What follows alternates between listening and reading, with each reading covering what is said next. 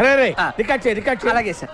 నన్ను నానే నన్ను నానే నన్ను నానే నానే నైనా నన్ను నానే నన్ను నానే నానే నైనా. ఎలా ఉందిరా?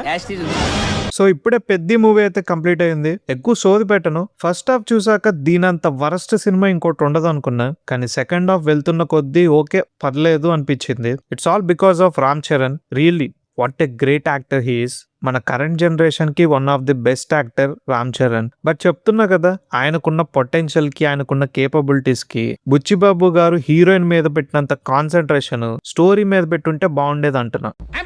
ఎంతసేపు దాన్ని నడుము చూపించడం, సామాన్లు చూపించడమే గానీ ఫస్ట్ స్టోరీలో ప్రోగ్రెషన్ ఎక్కడరా?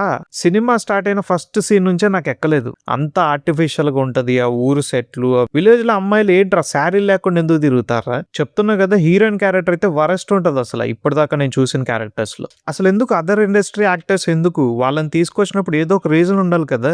జస్ట్ కమర్షియల్ కోసమో పాన్ ఇండియా కోసమో తీసుకొస్తే అవ్వదు. వాళ్ళని తీసుకొచ్చినప్పుడు ఒక మంచి క్యారెక్టర్ ఇవ్వాలి, మంచి క్యారెక్టర్ ఆర్క్ ఉండాలి. అసలు ఒక్క క్యారెక్టర్ కి వెయిట్ ఉండదు. ప్రతి ఓడి వస్తాడు లిప్ సింక్ లేకుండా బబుల్ గమ్ నవ్వులుతూ ఏవో డైలాగులు చెప్తా ఉంటాడు. దానికి వీళ్ళు లిప్ సింక్ చేసుకుని డబ్బింగ్ చేసుకున్నారు. ఇంకా ఫస్ట్ హాఫ్ లో హీరో ఎలివేషన్ లో అయితే గాడ్ లెవెల్. ప్రతి ఓడు రావడం హీరోని ఎలివేట్ చేసేయడం. సార్ పెద్ది అది, సార్ పెద్ది ఇది, సార్ అరే అసలు పెద్ది ఎవడో నాకు తెలిస్తే కదరా నేను అంత హై ఫీల్ అయ్యేది.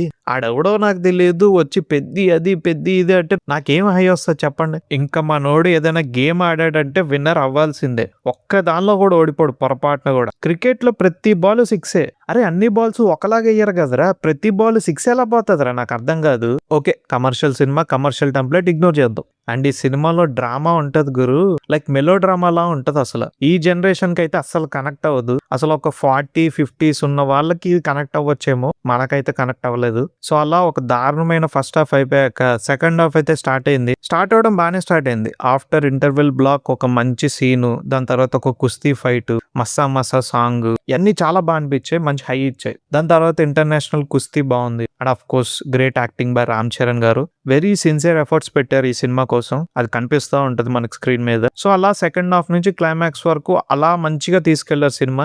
ఓకే బాగుంది అనిపించింది. కానీ 3 hours సినిమాలో ఆ ఫస్ట్ హాఫ్ లో చెత్త అంతా కట్ చేసేస్తే ఇంకా బెటర్ అయ్యేది కదా cinema. And music by A R Rahman was fabulous.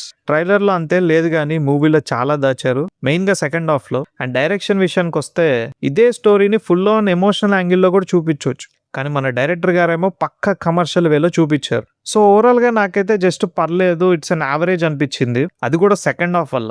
ఒకసారి అయితే ట్రై చేయొచ్చు మావా. And my rating is 6.5 out of 10. మీరు ఈ సినిమా చూసారా?